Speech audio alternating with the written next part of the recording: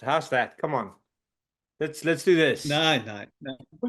Put the other one on, the leather one. This one. Yeah, that's a Proper Afrikaner Oh, in well, Aussie. yeah, it's yeah, okay. Let's Now you're branding yourself. yeah. Listen. There was a famous fantasy author called Terry Pratchett. Have you heard of him? Oh, absolutely. I've read some of his books.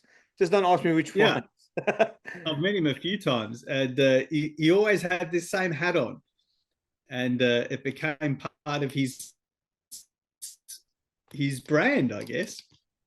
Oh, well, yeah. My brand is pretty much Urshe. So you'll catch me on these interviews in an Urshe shirt or an Urshe hat or both, you know. But I mean, I haven't actually worn this one in ages, and I just went for a haircut, which I went really short, so I look bald with the hat on it. But hey, why not? If you didn't know, this interview has already started. For the Urshe audience, Okay. this is Morgan Buchanan. Have I pronounced that properly?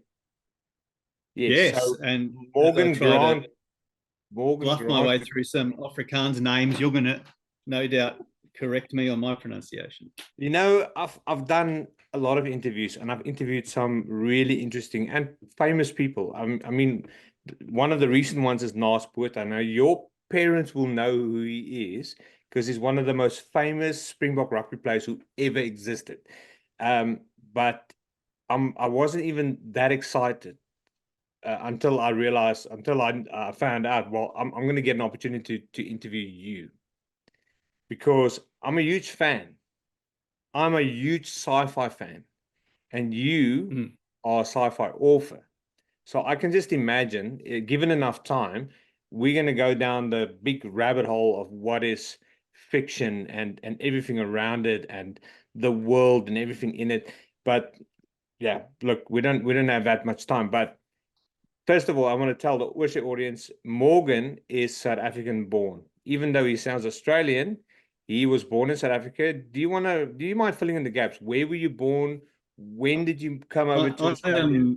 I am possibly the least South African, but I'm newly minted. That's perhaps what's interesting about me. Let's see if I can. Oh, there we go. Oh, there we That's go. The Groen Mamba. My new South African passport that I just got in 2022. The first time I've ever had one. So I was born in Cape Town, and I moved to Australia with my parents. They brought me here when I was only 3 years old. And then later on, my cousins, who had much more of a childhood in Cape Town, emigrated over here, and I grew up with them. So I had some experience of South African culture. My dad's South African. My great-grandfather on my dad's side is South African. And on my grandma's side, her family goes back to the early 1700s, my dad tells me, through his family tree research. And you've got a couple of Springbok they were a players. combination of Dutch Huguenots and French Huguenots fleeing persecution, seeking refuge in South Africa. Right. But you've got a couple of Springbok rugby players in your family line as well. Yes, Dave Stewart is my dad's uncle. And we just found out a guy today. My grandmother's maiden name was Marthies with a Z. And just before the call, I found, let me look him up. You've done your research. Sent him to you. Like a crash looks course. A lot like my cousin Alice. Crash course in South African, like 5 minutes before the actual interview. Yeah. And this guy's name is great. His name's William Charles Marthies, and his nickname was Raja Marthies. And that's so we've got two Springbok rugby players. Do you know what this is? Tree. We don't care about any of your ancestors. Bill Tom. True. Bill Tom. I'll give you that. It's actually a chili bite. Yes, it's we did biltong and braais and all that kind of stuff growing up. Yeah. Now, Morgan, you are a world-renowned writer. Now, the thing about writers is they get to be really famous and well-known, but not a lot of people actually know their faces. So I'm assuming you're not the kind of guy that people are going to bump into the streets and they're going to like, hey, I know you wrote that book. you want to tell us a bit about your writing history and how it all began? Because I'm very interested. I always wanted to write, and I started out when I was 18, 19 years old working on comic books in Australia. So I was a comic book writer. I worked briefly with a famous comic book studio in the Barossa Valley who were doing Batman and the Phantom. And they helped me with a few comics that I was working on. Then years went by, and I had the opportunity to work as a short film screenwriter for a science fiction film that was produced partly in Melbourne and partly in Los Angeles. And that premiered at the Armageddon Con in Melbourne. And then after that, I got to work as a ghostwriter. So I've had a very varied career as a writer. My ghostwriting career, the book that I'm accredited ghostwriter on is called Babylon Confidential, and that's about the actress Claudia Christian, who starred in a science fiction series called Babylon 5. And I helped her write her addiction memoir, her story of her fall into alcoholism and then how she recovered and the journey that she made. And that went very well. And so that led to us getting a sci-fi fiction book deal with Tor Macmillan, which is the world's biggest sci-fi fantasy publisher in New York. Wow. New York, right. Yeah, in New York. And then that book debuted at the San Diego Comic-Con. So I went to America. We did some book tours and went to the San Diego Comic-Con to talk about it. Incredible. Now, do you mind just filling in a bit more gaps? What was the book called? Wolf's Empire. Wolf's Empire. That's right. You told me this. So what if the Roman Empire never fell and expanded into space? Is the short one-liner on that. It's interesting. It's like what's the series I recently watched was For All Mankind. What if Russia beat the race, the space race? And I've been meaning to see that. I've heard good things about that series. Oh, it's brilliant. It's brilliant. Now, don't get me started on sci-fi. I mean, for my Oorsee audience who pretty much knows me as an advocate for everything South African is totally seeing a different side of me. So they're like, who is this? He's wearing a cowboy hat. He's talking about space. I'm very sorry. So the thing is, well, I'm not really sorry, but have you ever heard of a series called Expanse? The Expanse. I've seen the first 2 seasons of that one. There you go. Then you just watch the other 4 as well. Hands down the best series I've ever watched. Now I've really enjoyed Stargate. I was a major Stargate fan. I watched I think I binged the seasons like 3 or 4 times, and I always felt, there's nothing that really is going to beat it. But then Expanse came out, and I couldn't believe what I was seeing, because it was all about what if the humans, which we're pretty much doing already, evolves into sort of space travel in the next 100 to 200 years. And then For All Mankind came out. And I'm like, wow, that's like sort of a precursor for The Expanse. I'm like, wow, it's so good. Sci-fi became so good. But then out of nowhere, I met you. Now, I wanna touch a little bit on that. So I'm just gonna veer slightly off topic. So for the Oorsee audience, when we moved from South Africa, we moved from South Africa to the UK, and then from the UK we came to Melbourne. Obviously, each time that we moved, we came with nothing. We brought the kids, obviously, and we brought like a couple of suitcases, and but we had no furniture, so we were scouring Facebook to see if anyone was giving away something for free or was selling something for cheap. Morgan was one of those people. And I reached out to him to buy an office chair. Drove out to his house, and it turns out Morgan is from South African descent. And then me and you, we totally hit it off. I mean, you were giving me everything. I had to drive twice and then come back with my wife's car to load more stuff. And it was. I remember. We were happy to get rid of the stuff because we were close to leaving to migrate to France at the time. Yeah. But also it was a pleasure because I remember we migrated from South Africa in 1977, Wow. 1978. And no, I have memories of it actually, and how we came to Australia with nothing, and how family and friends helped us out. My dad, when he left South Africa, there were restrictions. You weren't, I don't know if it's still the same, but you know, you couldn't take a certain amount of money out the country. So I Sure. think he had, yeah, he only had a few $1,000s that he was allowed to bring out of South Africa, and that was all he had to start with in Australia. Wow. So yes, and migrating to France, we faced similar experiences ourselves. So it's tough. You know, if it's always good to help somebody who's starting out again. I've done it many times. You pretty much look. I wouldn't say I fully believe in karma, but there's solid proof of karma because of how good you've been to us. Because I rocked up at your house, you totally blessed us with a whole ton of stuff. I mean, I'm still using your pizza cutter, which is in my drawer at the moment. I've actually fixed it up because it was broken. So I think I gorilla glued the handle back to the blade or something like that. I can't remember.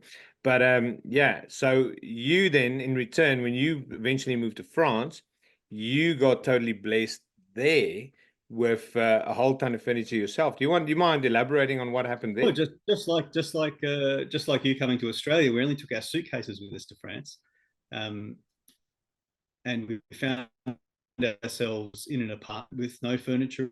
And Steve, who I'd met, who was a Scottish Australian, said, "Oh, I know a Zimbabwean guy called Mike, and his wife, I think she's from Kenya, called Jan." And you know, they were old school Zimbabweans from back when it was Rhodesia. And they're selling their place and moving to London. So go along and see what you can do. So I went along and I met Mike and had a good chat with him and told him about my dad, who from Cape Town, and our story coming from South Africa. And he said, "Look, €100, take everything you want from the villa." Yeah. So we literally, for just a token fee, filled out our entire apartment with furniture, beds, bedside tables, dining table, even a wash line. So it was everything. And Mike was a real old school. He was a Zimbabwean, but he was, you know, an old school South African. I think the difference between Zimbabweans and South Africans from that era seems to be something similar to Australians to New Zealanders. There's a kind of kinship of very similar culture. But he'd personally jerry-rigged all this stuff that we inherited. You know, he'd hobbled together a wash line out of a piece of wood that he'd carved himself, plus a long bit of wire, and it's great. We still use it today. He was a yachty. He was a yachtsman.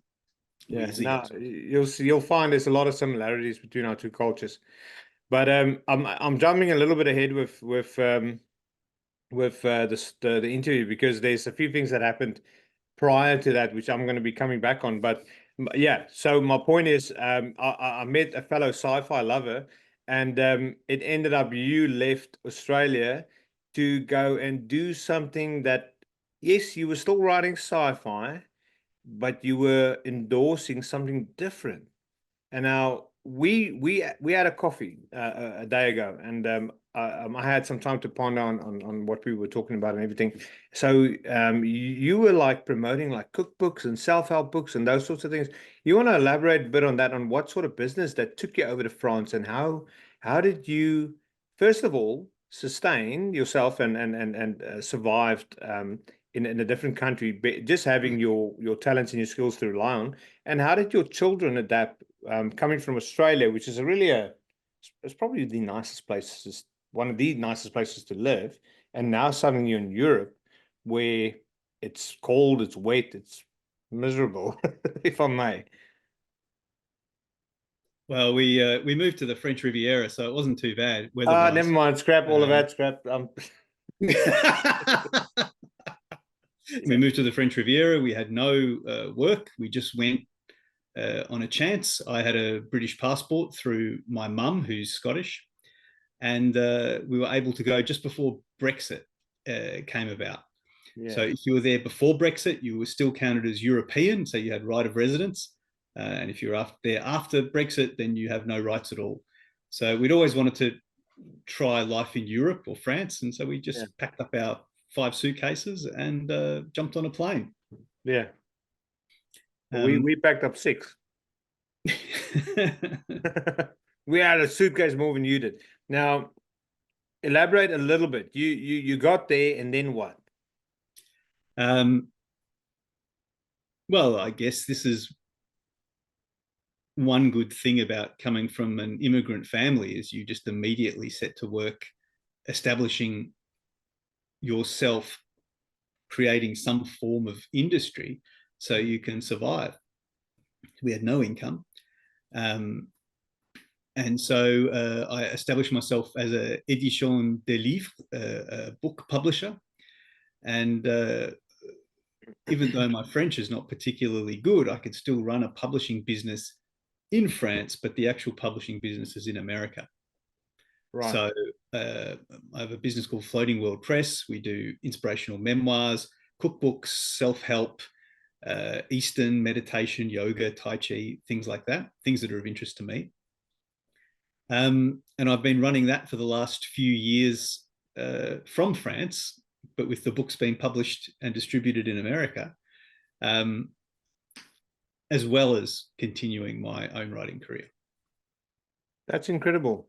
Wow. Now, and well, the good fortune would have it, though, that within 3 months, my wife got work. She's an astrophysicist, so she got work as a scientific editor at the University of Nice. So nothing huge. She's just an astrophysicist. Nothing. Wow. Talk about a flex. Yeah. So that's been good, for me. I've enjoyed the travels. She did her first postdoctoral research posting in America. So we lived in New York State, near the Canadian border, for 2 and a bit years. That is incredible. To be honest, my wife is our breadwinner as well. So don't be ashamed. It's the 21st century. Well, I win some bread, but I could say for certain that she's certainly the smart one in the room. Yeah, smart one, and probably the most resilient when it comes to any emotional stress.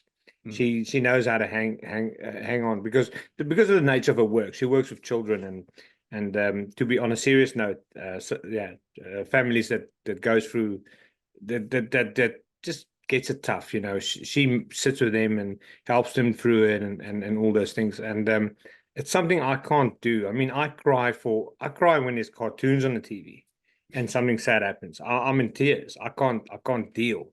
And that's why I probably love sci-fi, because it's not real, and I'm sort of putting myself into that space. But to be honest, I still cry for those as well. But I'm like that now, but for the first part of my life, I wasn't. I've had a bit of a midlife change. So for the first sort of 40 years of life, I was very much raised in the kind of Scottish South African crucible, which is very stoic, stiff upper lip, tough it out. Yeah, don't show empathy. Weakness. It's weakness. Weakness. Right? I told someone the story today. Actually, we were talking about discipline, South African discipline, and I explained to them how my father, my dad, he made a lat to beat us with if we're naughty, and he had this big piece of conveyor sheet in his garage, and he cut out the perfect strip. And then he got like a piece of wood, which he cut in 2 perfect sizes each as a handle. And he would like sand this handle down and polish it and then varnish it and screw these 2 things together. He really like a ritual, like it's sacred to him. He made this weapon. And the worst of all, my brother and I helped him make it. So he like literally put us to work. We helped him cut the conveyor. It was like we were making the own weapon out of mice. It was out. He was making something that he was going to use on us. And look, to be fair, I think he used it twice. But it was funny because you participated in the making of it. You knew it was always there. Oh, absolutely. I think we were probably the ones that hit it eventually. But yeah, if the moment that we showed any weakness when that first blow came, yeah, the second one would just be even harder because he knew if you cry on the first blow, it's not real. Cry on maybe the third one, then Well, I'm glad to say that I missed that experience with my dad. Um, but I have heard stories in the family of similar events from previous generations, yeah. including rhinoceros tail whips Oh, yeah. and such things. Quite simple. And although my dad was determinedly not that way, um, he did send me to Catholic school before they'd brought in the rule that said that the brothers couldn't hit the kids. So from year 7 to 9, I got strapped, and I think I got the cane once. They used to slap us and smack us with the spines of books on our heads and do all sorts of stuff. So I met I, your I father. still got a taste of old school corporal punishment growing I up. met your dad. I met him when I came to pick up a few things at your house 6 years ago. It's been wow, time flies. And he doesn't come across like the person that would lift a finger towards his kids. So obviously it's all He's lies. not, but he's tough. I would believe He's he's of South that African. generation. He did his military service. He's South African. He needs to be tough. I'm pretty sure. Mm. Now, we I spoke briefly about families going through hardship. Now, if it's okay with you, I want to touch base a bit on what you guys were going through during COVID. Being in Europe, we know Europe had it tough, especially Italy. Mm. How did you guys deal? I mean, just tell me what happened. I mean, COVID hit, and then what did France do, and what did Australia do? It was a very stressful time, especially in the beginning, because nobody knew which way it was going to go, whether it was going to be a world-killing pandemic, or whether it was going to be a cold. We were still waiting to see. And then things started to get very bad about 30 kilometers away over the Italian border. We were watching the news reports. The coffin makers were being interviewed and they were running out of coffins because the bodies were piling up so quickly. There were army trucks coming in to carry bodies away. They were talking about digging mass pits. So at this point, we got very worried and we thought, oh, goodness, maybe we need to go back to Australia. Because at that time, Australia was talking about, oh, we're so lucky, we're far away from everything, and we can control our borders, and we can keep this disease or this pandemic out. So I think we went, yes, okay, we should go home now and be with our family and friends. And if it looks like it's going to be bad on this scale. And then the Australian government, under Scott Morrison, the Prime Minister, refused right of entry to citizens. They just banned us from coming back. They said, you can't come, which was shocking. So thankfully, the French government honoured our carte de séjour visa and allowed us to stay and leave and then come back. They gave us right of return. But I was really disappointed to find, I felt a bit abandoned by my own country, that they hadn't honoured what I thought would be a obligation to citizens to look after them in a time of difficulty. You are What they Australian. did was they made a distinction between real Australians who were in the country and Australians that were overseas that somehow now weren't really real Australians because they didn't have the same rights. That was how I interpreted it, because suddenly I didn't have those rights. The right of return to my home since a small boy was denied to us, the home we'd migrated to and made our life in. Then the next thing, I think there was some issue with the United Nations, because you can't deny citizens right of return. And so they said, okay, so they choked the number of flights that could return to Australia to such a small amount that the ticket price blew up, and it would have cost us 150,000 Australian dollars. That's about 75 to 80,000 pounds UK for us to fly back one way with our family. And we couldn't afford that. It was crazy. So we elected to take our chances and stay in France. And then it turned out that Australia came in anyway with the airline pilots that were allowed to leave the airports without being properly screened. I think they were the ones that was the theory about how it came into Australia. Yeah, well, we got it pretty big eventually, to the point now where even now it's everywhere. I mean, I've only had it once. I must say I was quite fortunate in that regard, where my wife had it twice and my daughter had it 3 times. She got it once when they went over to the UK to visit my mother-in-law, and then Ah, got it here twice. it's difficult with kids. I got it 3 times because I had 3 kids at 3 different schools, and they're just running around, and I don't. Yeah. And then, let me put a question to you. How did you and your family go as, because at the same time we'd migrated to France, you had migrated to Australia. So you had just done your first year in Australia, because we would have done our first year in France. And then you would have found yourself locked down for, it was one of the world's longest lockdowns in the state of Victoria, where we are. 9 months. Yeah. So Victoria had the longest lockdown in the world, I believe, 9 months. Now, look, it's a few things that counted in our favor. We didn't come here straight from South Africa. We came from the UK. So we lived in the UK 3 years before we came here. We didn't go back to South Africa, and we had a different point of view, if you will. But I must say, and I'm not going to lie, I think we had it pretty good. Both my wife and I were in jobs where I work in education. She works for the government.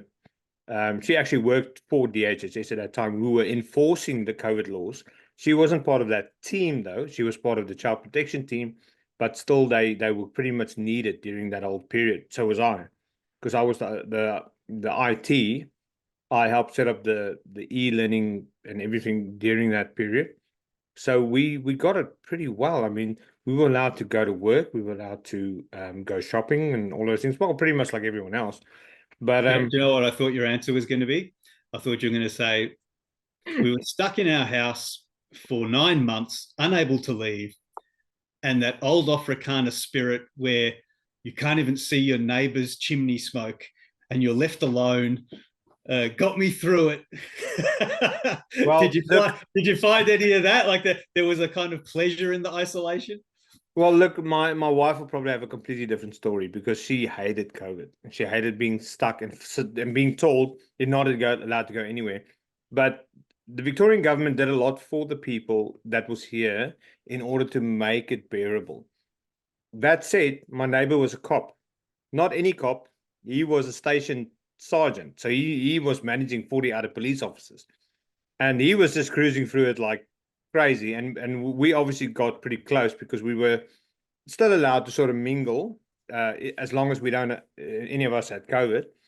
So yeah, we got to know, on a positive note, we got to know the Australian side, the Australian people, a little bit better, Oh, and I good. think that counted in our favor. But that said, the Australian government also made all childcare free for 3 months. Oh, no, that was nice. I didn't know that. Yeah, and my daughter was in childcare back then. And look, I'll just be very honest. We came over from the UK on a working visa. We didn't have any rebate for childcare. We were $6,000 in debt for childcare. So I was paying it off over a time. But during that period, just before COVID, we actually applied for permanent residence. During COVID, that all went sour because my son's passport expired. But despite everything, Australia still decided to give out permanent residence. So stuff like childcare rebate and Medicare and everything came into effect. And what uh, um, the Victorian government did at that stage was make all childcare free for 3 months. So we were saving a fortune. But what we decided to do was still pay the bill. So we were catching up on the arrears as well.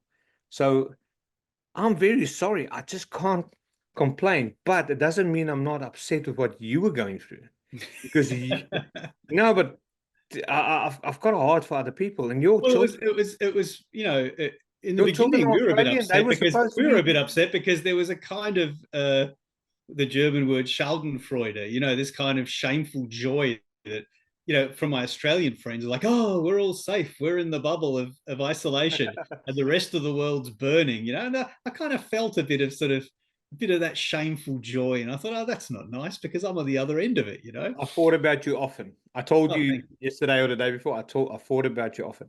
And look, your children is Australian. They were born here. I met them. They talked Australian. They were supposed to be here. They were supposed to be with their family and friends being safe. So the fact that the government didn't allow you guys to come back in at first, that's shameful, honestly. Just yesterday, my oldest son said to me he wanted to try to get a South African passport. So Why it's not? yeah, I think Why not? yeah, he feels connected to it through his granddad Well, absolutely. You should. I encourage him. Go and and that visit. side of the family. So It's a fantastic country, and it favors the brave. It honestly favors the brave. If you have the skill set to make a living in South Africa, you will do so, and you'll do really well. And I mean, even when we were there, I did really well. I had a web developing business, and I paid the bills every month. I managed to care for my family, but I saw the end, and I knew it was going to run out at some stage because competition was becoming quite fierce. So when the opportunity came to go to the UK, we took it.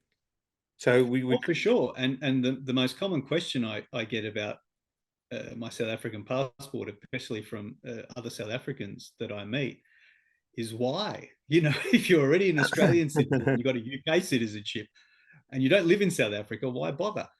And my sense of applying for it, because I was born there, my dad's South African, and so I had the right to apply, um, was that times change. You know, South Africa is going through difficulties, but you know, it seems there's always a little bit of light at the end of the tunnel. And look at how much the world has changed in the last 50 years. Look at how much the world has changed in the last 100 years.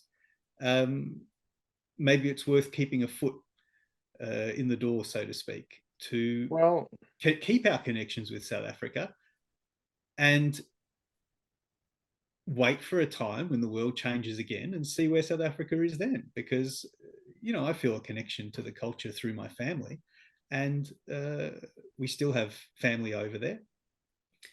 So I didn't want to cut myself off from it. Although I understand people.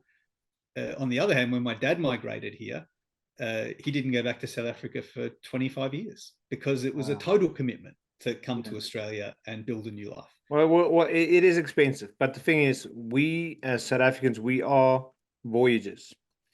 Sounding like Moana at the moment, but we are explorers. We want to get out there and see what it's like. And that Well, spirit there must be something in my genes because I just can't stand still for too long. Well, that's the thing. The fact that you are born South African, even though you know nothing about the country per se, you want to go and explore.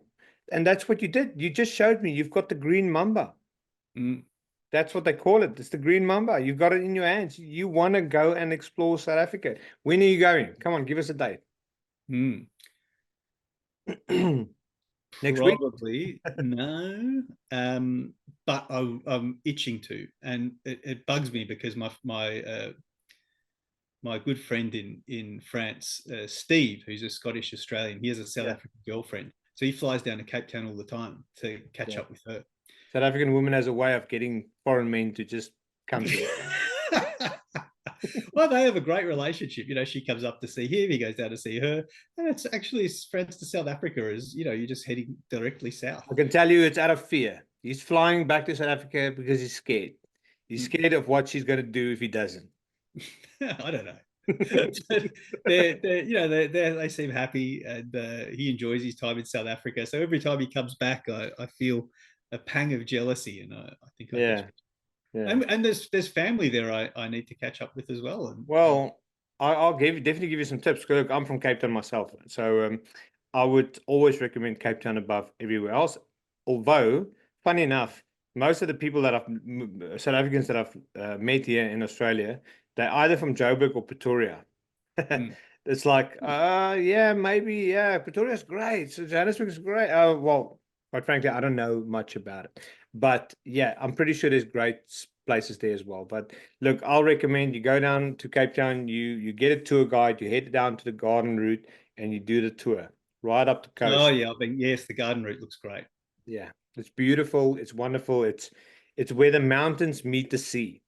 It's unlike Australia where it's sort of flat, it's ocean and then a couple of hills and buildings.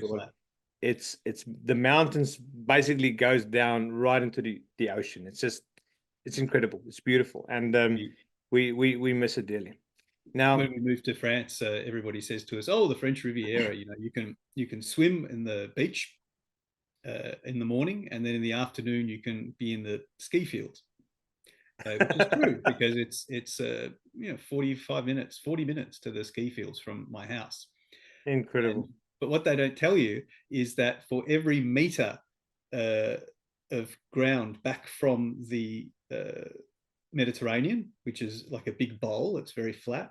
Yeah. So you have a tiny flat beach, and then it starts going up and up and up. And of course, how you get it so that you can be in the ski fields within 40 minutes is because the vertical incline of the whole Riviera is like that. It just goes straight up.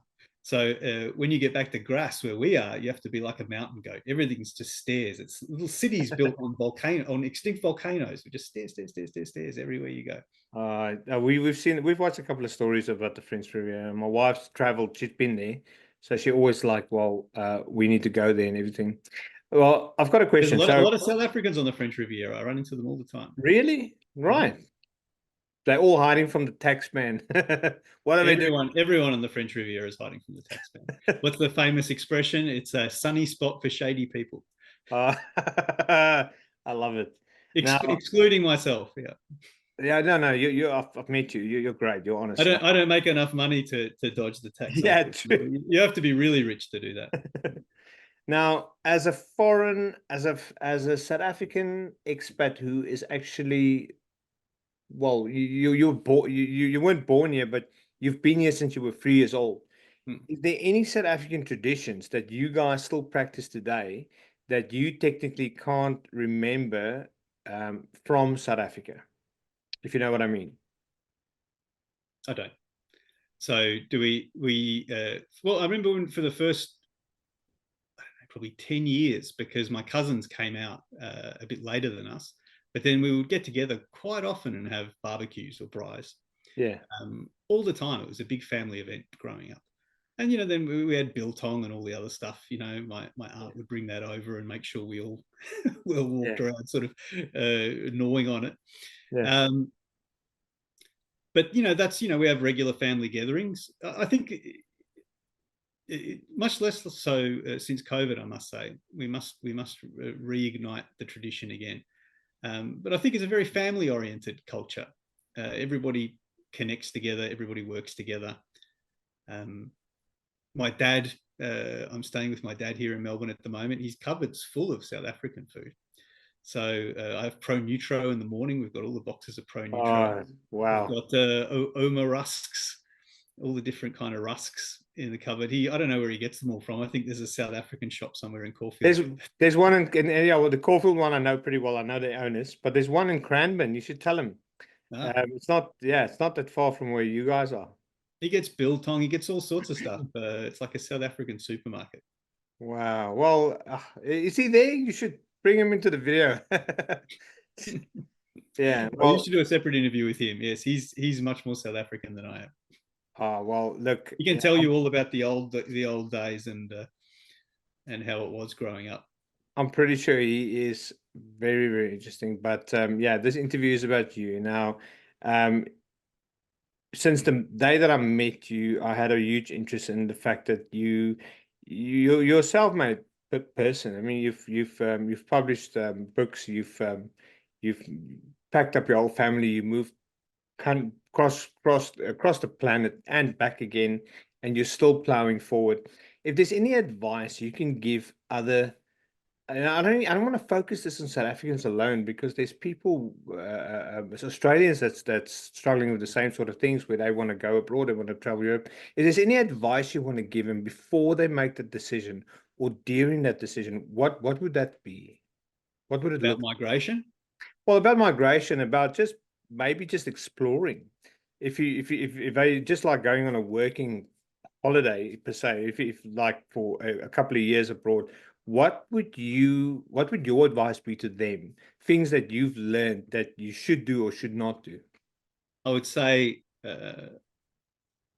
every first world society rewards you for staying in place and doing the same thing without variation. So if you go to a country, enter into the tax system, enter into the employment system, integrate, and do the same job for 40 years. You'll end up with a very nice pension,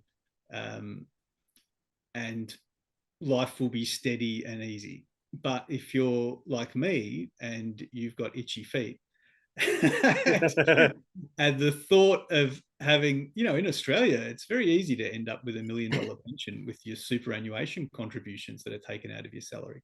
So if you do your full 40 years of super, you can end up with an enormous retirement fund at the end of it. And for me, that just seemed like a prison sentence, because it's absolutely true, and it's a financial benefit and a wonderful feature of the society here. But it means you have to hunker down, stay in the country, do the same thing. And there's all sorts of tax penalties and other things that apply to you if you leave the country, and do things overseas if you're now not an Australian resident. And these are things that are similar with the UK, similar with France. But I just needed the adventure. I had to have at the end of the day, it was something I'd always wanted to do.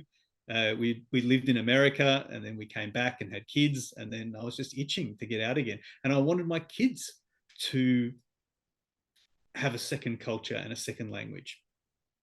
I told this to Kevin Fraser a week ago when I interviewed him. I said, traveling is the cure for ignorance. And he was saying the same thing in different words. It's I've heard it countless times before. If you want to get a different perspective of the world, travel, and you'll see how other countries will do it. Because just because you think it needs to be done some way doesn't mean that's necessarily the right way of doing it. Absolutely true. There's this interesting expression that you hear in France all the time, the Anglosphere. And what it means is all the countries that speak English. And and there's an implication with this phrase as well, which is that all think the same way, solve problems the same way, have the same prejudices and conclusions. So it's like, oh yes, that comes out of the Anglosphere, right? Right. And some of our family members here would say, what is this Anglosphere? Why do you keep talking about this? And I say, well, you're in it. You know, it's that thing where you're in a space, you're all connected by the same language, you're different cultures, but the same language. And then it means you think a certain way and perceive the world a certain way, solve problems a certain way. And the French are not like that. They're in their own Francosphere. And they're very different. There's a Eurosphere. You know, it's interesting.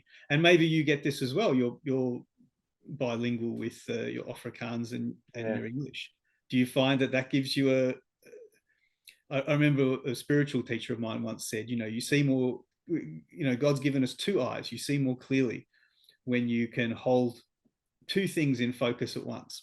Yeah, I must say I've got a unique perspective when it comes to the world, and especially for when I interact with people that's from here, and they start whinging and complaining about things Australian. I'm like, you know, it could be worse. Trust me, because it is. It is worse somewhere else. And I find it always funny when people complain like stuff like a single pothole in one massive highway. I'm like, mate. Oh yes, that's our current bugbear, isn't it? Yeah, you should the see roads, all of the potholes. That's nothing. If the police were pulling people aside the other day on the highway to check the roadworthiness of their cars. Every single comment on this Facebook post with the news on that item was, why don't you put yourself to something more useful, like filling up the potholes that are damaging our cars? Oh, and as funny as those comments are, they're not wrong. Well, but that's a cultural perspective, right? Because you've lived in a different culture, and then come here to Australia. But I'm talking about like a linguistic perspective. Do you find your Afrikaans self different from your Anglophone self? Yes. And in what way? Well, at times when I need to deal with difficult situations at work, I'll deal with it in an Afrikaner Afrikaner way, where we don't have the word due diligence in our vocabulary. Quite frankly, I hate that word. I absolutely despise it. I know there's a reason for it, there's a purpose for it, but I find in Australian culture there's too much due diligence and not enough doing. You know what I mean? So at quiet times when there's trouble and you need to make difficult decisions, there's new systems that need to be deployed because I work with technology. They'll be thinking and planning and all those things, and it'll go on for months, not just weeks, months. Whereas a South Yeah, African, the blanket statement is nanny state. We've become a nanny state. thank you very much. And it was never that way, you know. I think the New Zealanders are more like we were Oh, yeah. 50 years ago. Well, Or 40 or 50 the years ago. Afrikaner and me will just More, go and more, do more it. hands-on, more functional in a survival environment. Yeah. You know, the Kiwis are great. You know, they can fix any car and go into the jungle with a Rambo knife and live for 3 months. That's not a knife. This is a knife. Yeah. They're quite tough, you know. And I think I don't know at what point we I think it's when we stopped associating more with British culture and started associating more with an American culture. And I don't know why it worked that way, but somehow Yeah. too much systems thinking got involved in just daily living. There is a lot of American influence in what I found in things in Australia. I don't want to go into topics because that's going to go down a whole different rabbit hole. Stuff like vehicles and those sorts of things. I can see there's a lot of American influence. But yes, the point is the Afrikaner in me just wants to go and do it because I see it. I see the solution, and we're not always right. At times, we do it and we're like, we should have probably done a bit more planning because now this is popping up or that's popping up or this is all wrong. And this is something where I've actually learned something from Australia. It's like just a little bit of patience, plan a little bit longer. Don't take too long, but a little bit. Well, this is where my dad and I clash all the time. So we're currently doing some renovations on my house here, and and especially after 6 years in France. So the French are very cerebral. They like to have a think about it, ponder it, draw up a little plan, ponder, talk about it again, form a committee, form a consensus, and then delegate and then do it, right? So, and I found there's benefit to it. I do like to have a little think about the consequences of my actions before I launch in. But my dad's totally action driven. He's like, no, don't waste time talking or thinking, just do it. Just do it. And there's powerful benefit to it. We'll get along well. But just every now and again, we'll be investing some large amount of energy in something. And then halfway through go, oh, we could have done it this way from the beginning and it would have saved us a lot of trouble and hassle. So sometimes the thinking and the patience and the cerebral thing is it's good to lay the road and then pour the energy down it, you know, rather than just jump straight in. But on the other hand, it's, you know, you can. I'm then a notorious procrastinator, so much more effective at all riders management. I'm pretty sure you get times where you do nothing but procrastinate. Here we go. There we go. Come on. If I can pull this off, you'll catch me in one of these more often. How's that? What are you gonna go get? I was going to. Well, I'm traveling, so I don't really have an array of hats. But if we were back in France, I'd be away. I like it. I like it actually. You just need a greyhound. Is it a French hat? No, it's a British flat cap. Well, this hat belonged to my father-in-law. Oh, actually, no, it's a little different. He was British. Well, he's South African, but he lived in the UK for, gosh, I don't know, 16, 17 years before he passed away. And I've inherited all of his hats, and this is one of them. I like it. No. Yeah, I'll do a swapsies when I see you again. We'll swap if you want to part with the one that you've got. I got this in Notting Hill. Notting Hill, like in the movie. Yeah. In fact, I was living in Notting Hill. I'm ashamed to say. I was living in Notting Hill, and I went for a walk over through to Buckingham Palace, and I passed them shooting scenes for the new Notting Hill, which they're doing. Oh, they're making another one. Oh, sorry, no, I shouldn't say it wasn't it. Oh, it might have been, but they're doing a new Bridget Jones, so it was either a Notting Hill or Bridget Jones. Yeah, I've been to Buckingham Palace a few times.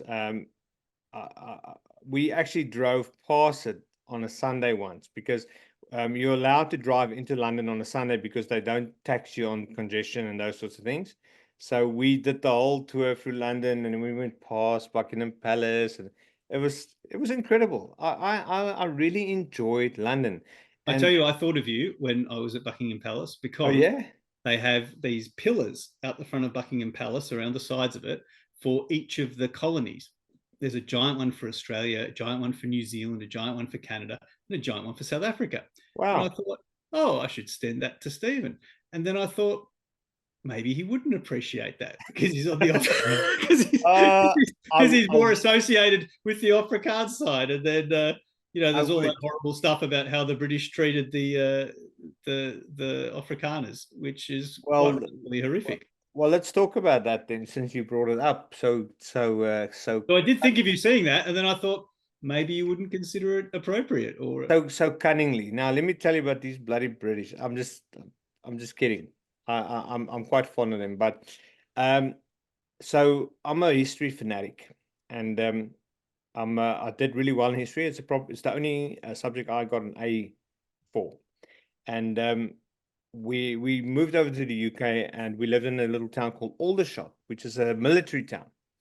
And one of the weekdays, I was like off sick or something, and I had to go to the hospital to go pick up some meds. It's either me or one of my kids, but I took a wrong turn. So I was driving down this freeway, and there's two turns off to the hospital. I took the first one, which was the wrong one, and I ended up on this hill.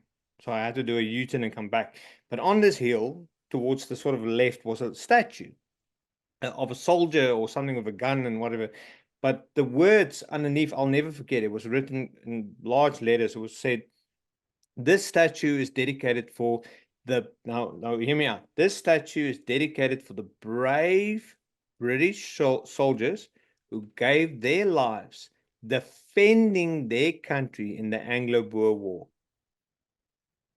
I almost, it's all I about almost, how you see it, I guess. I'm like, I totally went blank. I'm like, what?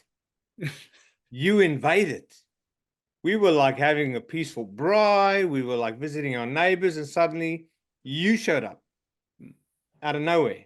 Well, Uh, the Australian Aborigines have a similar complaint, I believe. yeah, well, no surprise there.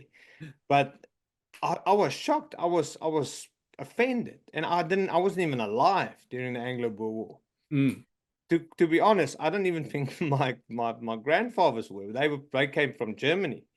But because I was raised Afrikaans and I grew up in that culture, I made it my own. And to be quite honest, and I had these discussions with the British people when I was living in London. They don't know the history like we do. They don't get they don't teach it there like they do in It's South Africa. shocking. It's shock. I mean, what's the saying? History is written by the victors. So, and when you have that colonial arrogance, you see everything from your own perspective. You are automatically right. You are automatically the just party, bringing civilization, spreading the influence of enlightenment and culture and civilization. Yeah. Well, And they don't everybody even that they're stands not saying against you, anything. or everybody that stands against you or gets in your way, uh, is an enemy. And anybody who raises arms against you, and your men die, that's their noble sacrifice defending their empire from that land they took. Which, it comes with that America. The Americans have a similar idea called manifest destiny. It's an imperial idea, which is, the Romans had it as well. And once you're into the swing of things and your power's at its zenith and you're feeling swell and that everything's going well and nothing can stop you, you start to think, well, yes, it always should have been this way and always will be this way. And we are chosen and we are just and we are right. And of course, it's the mindset by which many great atrocities in history have been committed. Yeah. Well, they're not. I think they're like total denial, because they first of all they lost the first Anglo-Boer War, and then the second one they only won because they were imprisoning the women and children. So the women couldn't make any look like cook any food or anything for the Boers. They were coming back from the fighting, and yeah, they eventually started worrying about where are my family, and obviously being hungry and all, they surrendered. But that whole everything about that war, they're not They're not teaching the children what happened in schools, and how Churchill came and fought for the Boers and said, listen, you need to cut this out. You need to stop this. This is not humane. And I can go down that rabbit hole, but yeah, I do. I mean, so this is one of the themes of my science fiction book, Wolf's Empire, because it's about the Roman Empire in space. So all of these Yeah. themes are touched upon, but it's the insidiousness of colonialism, or the colonial mindset, I guess. When I was in London, I dug into the London Library's archives and I was reading books there because I was curious about, our family emigrated from Scotland on my dad's side, from Glasgow Yeah. to South Africa in the, I would think, late 1800s. And I was able to see advertisements from that time to people in Wales, Ireland, Scotland, saying, doing it tough, life's hard, working in a factory, doing the same thing again and again. Wouldn't you like a bright future in the colonies? And here are some destinations: Australia, New Zealand, Canada, South Africa. I think Pretoria was one of the places that was listed, Cape Town. And then I looked into, well, how did these people end up getting caught up in the Industrial Revolution and working horrible factory jobs, or being stuck working on the boat yards? Before that, they were crofters, they were farmers. So our Scottish ancestors all were sustenance farmers, in the lowlands. And they all got kicked off their land by English lords who wanted to use it for deer hunting. So all these guys who were just, going, say you're like a Afrikaner on his farm, there were a bunch of Scottish guys on their farm, minding their own business, herding sheep, fighting the occasional war with the clan over the hill, just existing. And then the British came along and said, no, we're claiming all these lands now. So, you saw the movie Braveheart. Yeah. They weren't all dressed in like blue Picts from the time of the Romans. They were all dressed up in military uniforms, the same as the British in the actual battle. But they were minding their own business. The British invaded them, and then took their farms, kicked them off their farms, and said, oh, here, you can go work in industry in Glasgow and Edinburgh. Industrial Revolution came. They all got put into work as factory labourers, earning a pittance. And then when the British Empire expanded, and the English power centre in the south needed colonial representatives, you never have enough people to populate an empire. So you say to all the poor that you've already disenfranchised in your own empire, well, you've been shat on, but now there's an opportunity for you to do the same to others. you can do to them. You don't say it this way. You advertise it in much more attractive terms, but the sentiment is, you were treated badly, but now is your opportunity to get a leg up, to get an even better spot than you had before, start a bright new future. Nobody says, oh, at the expense of the Boers, or at the expense of the Indians, or at the expense of the Aboriginals. It's never portrayed that way. But that's the purpose. That's the purpose of colonization, is to encourage people to be your equivalent of Neil Armstrong putting the American flag on the moon. Yeah. But little do they know there's someone above them that's actually pulling the strings. Yep. That's the sad bit. But yeah, so to get back to what you were saying about taking a picture at Buckingham Palace, I would have appreciated it, but there is a few things that the UK does that triggers the patriot in me. But then on the other hand, who am I to judge? Because I left, and the only thing that still burns as a fire inside of me is the willingness to teach people abroad about the South African tradition. And I don't want to enforce anything on anyone, because at the end of the day, we left. We need to get with how people are doing it in their own country, and I'm all for it. But then there's a few things South Africans do so well, and which I think is worth sharing, like the way that we social, the way that we care for each other, the way that we discipline our children and teach them about life. I'm not talking about beating the kids. I'm talking about how we encourage them to stay on the path. our faith, and not that our faith's any different than anywhere else in the world, but it's the way South Africans just cling to God, that it's beautiful in a sense, because we have it so hard back home. And at the end of the day, when things really get tough, when you've just been invaded in your own house, and all those things happen to you, the only place to go to is into your faith. And the South Africans do it so well.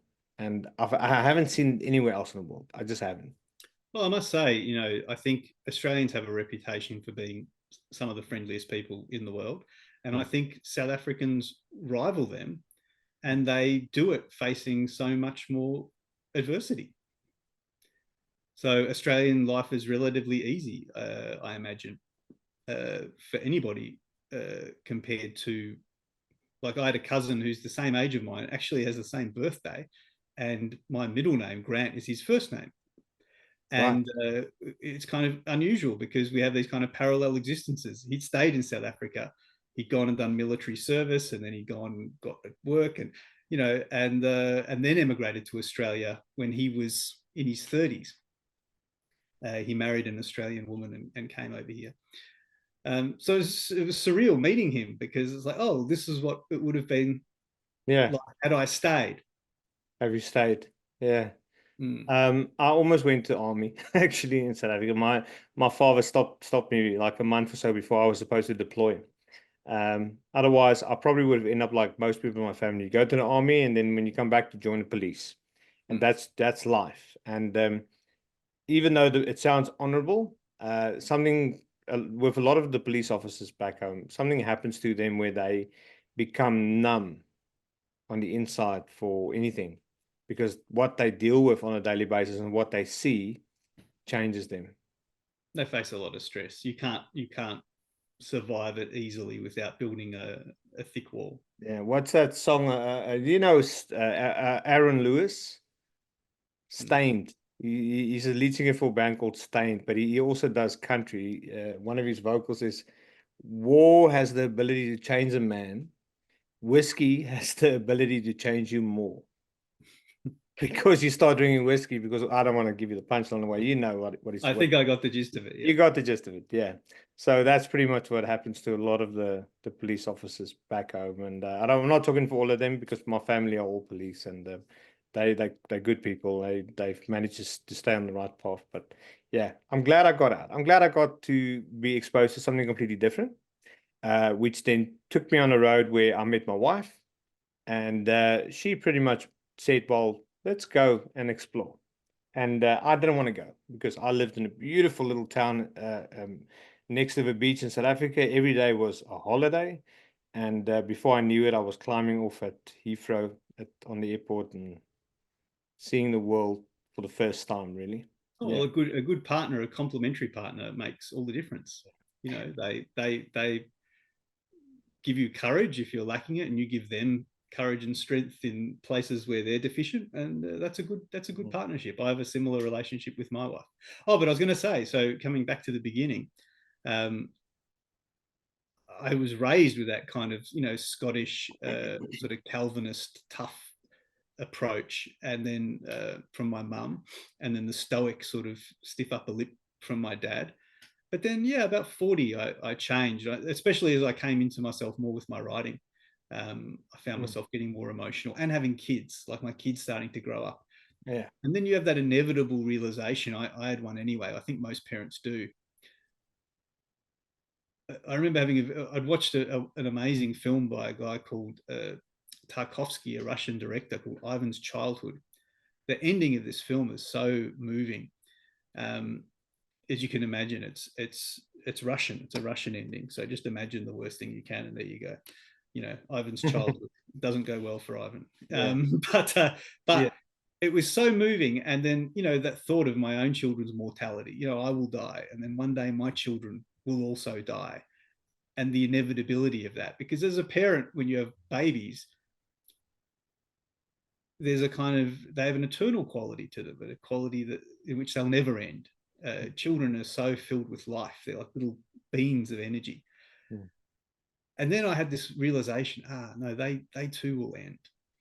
And so will my parents, so will I, so will them. And then I was very emotional. All these tears came out. I was crying for days and days and days. And I think, it comes out of a compassion that develops with maturity. Yeah. And also from having children. Yeah. So yes, I'm more teary now than I used to be. Yeah. And perhaps my wife is the other way now. She was more teary before. Now she's toughening up a bit to balance me out. I lie awake many nights fearing for my kids, and and that I would outlive them, which would probably is one of the biggest punishments you can ever get. But yes, I totally agree with you. I am much more emotional than I was before my kids, and yeah, it's I think the best. I wouldn't say advice that I ever got, but it's someone told me you just can't stress about these things because at the end of the day, it's not up to you. The best you can do is raise them to the best of your ability and hope that they're going to make the right decisions to outlive you. We're fortunate enough that they don't have to deal with these things in Africa. As much as I love Africa, you don't want to be a prisoner to it. You want to have the option of, say, for instance, living in Australia and then going back to visit, if you will. And on that sort of note, I'm gonna let's use this as an exit discussion because I can feel the craving for coffee coming from the inside. We're coffee drinkers at night, and I love a cup of coffee before I go to bed. Weirdly, and I can feel my wife's like calling me out of the distance. Make coffee. You've lived in France. You've lived in the UK, and we in our discussion when you brought me that delicious cup of coffee from A Thousand Nights, that restaurant over there, that coffee is amazing.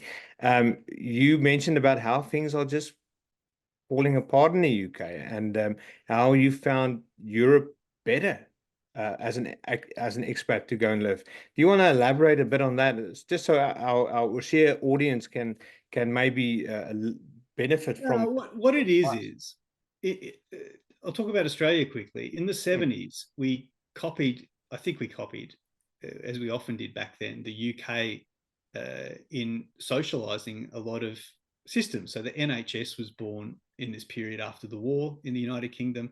You had Medicare in Australia, which was also a socialized health system, which means free healthcare, free universal healthcare for everybody, regardless of what medical condition they have. It's a wonderful first world blessing. Free university entry, nationalized rail, nationalized electricity, phones. That was the Australia I grew up in. And then now, as you know, coming in as a new migrant, everything's sold and corporatized. The government sold all that off in the 90s, the 80s and 90s. And the British did the same. I think you remember Margaret Thatcher closed down all the coal mines and stopped mining. And then they sold off all their car brands. So I think India bought Jaguar, the Germans bought Mini and Rolls-Royce. And so I don't think the British have any car brands anymore, any of the significant ones. Even now China has MG. I see Chinese MG SUVs all over the road at the moment. Yeah, I think was it Holden, which is British. Wasn't it bought by Australia, which then became Vauxhall? No, sorry, it's the other way around. The UK had Vauxhall, and then when Australia bought it, it was Holden. Something like that. And then the Americans bought Holden from Australia. Hmm.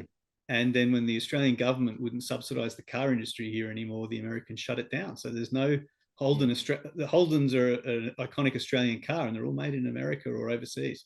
Or they're all designed and operated from out of America and manufactured overseas.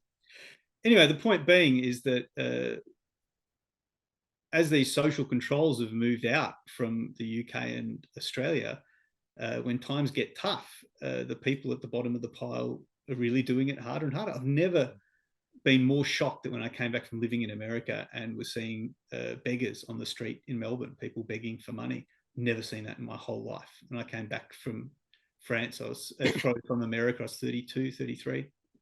I was like, oh, what's going on here? And it wasn't long before you see homeless people in Australia now in the city sometimes, or sleeping in tents down on the Mornington Peninsula here, which is a wealthy area. There's some caravan parks now where people are permanent residents and homeless people are living in tents on caravan parks. It's terrible. Similar things happening in the UK. Why? Because they got rid of all these social controls and then moved to full market capitalism. France, for all of its taxation nightmare and for all of its bureaucratic nightmare, it's absolutely incomprehensible and drives you crazy. But they have really good social controls.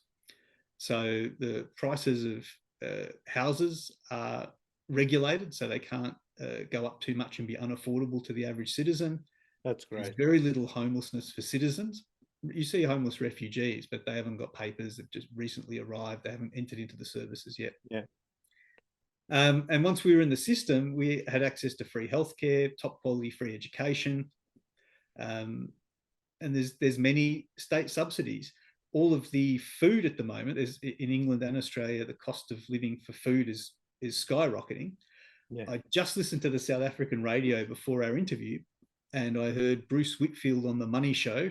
I think it's on Cape Talk, and he was interviewing the CEO of Woolworths in South Africa. Yeah, and they're up R1 billion or something with their latest forecasts because of all the money. Well, they're just doing the same thing they're doing in the UK and Australia. The supermarkets are using the inflation as an excuse to hijack prices, increase them, and how if they're having to raise their prices in accordance with market inflation, how are they making record profits?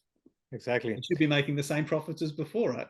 So precisely. And this is not happening in France because the staple foods are all capped. Bread, you can't price the French out of bread, wine, and cheese. Yeah. These are absolute staples. or pasta, flour, fish. All the prices on these things are regulated, as are the energy bills. The state takes a big hit on these on behalf of the citizenry, but it means that the majority of the pain isn't passed on to the average citizen. They did it here. The government stepped in eventually. They took ages, but I don't know quite what they did, but they basically took Woolies and Coles to court. They're like, you can't be doing this.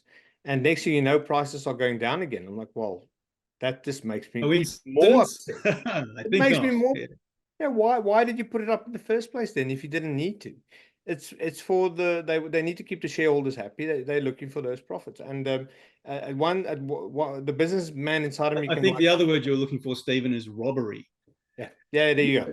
It's actual theft. It's stealing from people that can't afford it.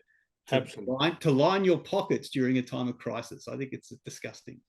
No, absolutely. And I'm glad the government stepped in and Woolies and Coles decided to reverse on that decision.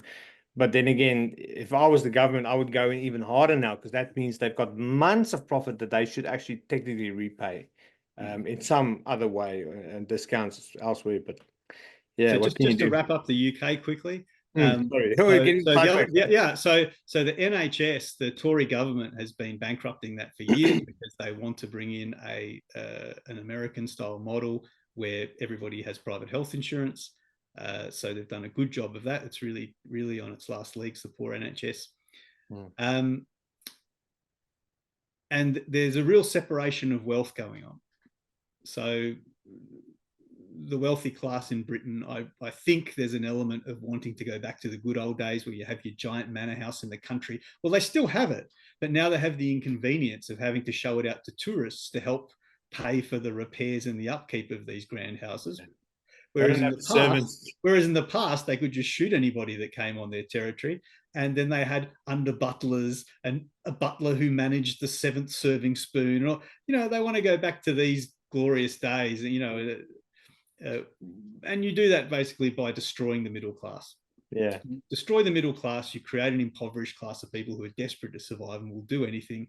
And then you put them on you have a groundskeeper, and then you have your your rows of servants, and only a very handful of the upper class British can have that lifestyle at the moment.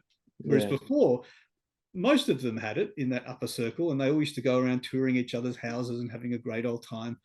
Well, the only way you get that back is by destroying the life of the average citizen in your country. So the Tory government had a good 13 years of trying their best. And I think Britain's, the UK's got at least a decade of pain to go through before they come back on track again. Yeah. Well, look, to be honest, we'll always have Harry Potter and all those good movies to fall back on to make us feel happy about the UK. But I've lived there. I love the UK, but it's going to be. I've lived there. Tough for a while, I think.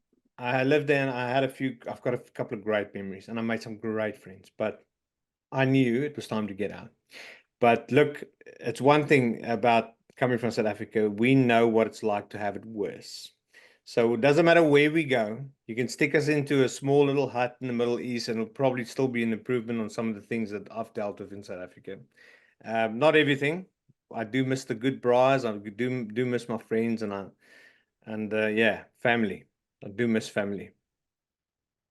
I must admit, I don't know whether it comes from the South African part, but there's something I enjoy, even though it's very difficult, of as part of the migration journey, when you arrive with nothing and you have to start building. It's like a computer game almost. Yeah. You come in and you've just got, your bag and a stick and yeah. and starting again. I'm somebody who much rather like sort of, you build something in Australia, bank that life, walk away from it, start again with absolutely nothing, reset the game, start a new game, off to go in France. Do that, bank France life, go to the UK, start a new life in the UK, start the game again. That seems to be a pattern that's sort of infused into me, and yeah, it's not always convenient, and it's not always successful, and it's can cause a lot of grief to your wife and children, but I think it's in the blood. It's easier when you don't have all the children. Small children is better. But look, Morgan, we can really unpack everything, and I'm pretty sure if a couple of the politicians dial into this podcast, they will learn a thing or two about how things should be. But look, it was a real honor. I'm a real admirer, and I've got while we were chatting here, I was pulling up your book, but it looks like I only have the ebook available on Apple. Is that right? There's an ebook, there's a print book, and there's the audio book. The audiobook, audiobook. Available from audible.com. Yeah, so I've got the audiobook on Apple as well. There you go. Here we go. Awesome. So 25 hours and 46 minutes of pure adventure. It's a substantial investment in time, but the narrator is excellent. Oh, I bet. In the galactic Roman Empire, 8 noble houses fight for power. I'm loving it already. It's got Dune vibes. Come on. All right. It is. There's definitely a Dune quality to it. The thing I've been working on for the last year is a Substack. Do you know Substack? It's an online newsletter. So I have a Substack called Beautifully Broken, and the theme of that is art and ideas to repair our beautiful world. So if you go and have a look at, you can type in Morgan Buchanan, Beautifully Broken Substack. Where do I type that in? Anywhere. More on Apple eBooks? No, just in your general browser, Safari, Chrome. Oh, yeah, and Google. Yeah. Yeah, just type it into Google. Morgan Buchanan, Beautifully Broken. And I think I'm just about to do issue 25 this weekend. Gotcha. All right. Floating World Press. That's one thing. No, it should be a Substack. It's on a platform called Substack. Yep, Beautifully Broken. Got it. It was like the 3rd or 4th hit. There's a photo of you 20 years back when you still had black hair. Or was it like 35? This is a famous photographer took that photo of me. He's a world famous photographer for National Geographic and Time Magazine and the New York Times. So I love that photo. Oh, I don't think I'll ever get a photo of me as good as that again. Oh, come on. I can also take some good photos. Well, look, Here's the thing. We're going to be putting all these links into the description so people can find you and go read up on you. And even the couple of your published works, we'll put all those links in there so our Wordshare audience can support South African, because he's South African. He was born there. Just keep that in mind. And yeah, I'm a new South African, newly minted. Yeah, a newly minted citizen, even though show I him was the passport. born there. Show him the passport. Show. There you go, South African. There I am. Yeah. Well, you probably shouldn't be seeing all the numbers anyway. Yeah. But, there's my receipt from the South African High Commission. They take a long time in Pretoria to get you your birth certificate if you've misplaced it. But that's what I learned. 6 months you waited? Oh, even longer, closer to a year, I think. Oh, yeah. It was a real honor. It's a real pleasure. And yeah, I'll be seeing more of you. Maybe over the weekend I'm going to be helping you do some gardening. I appreciate it. Thanks very much, Steve. Not a problem. Have a good evening, and yeah, give my blessings to your wife and your kids, and yeah, enjoy. Thanks. Bye-bye.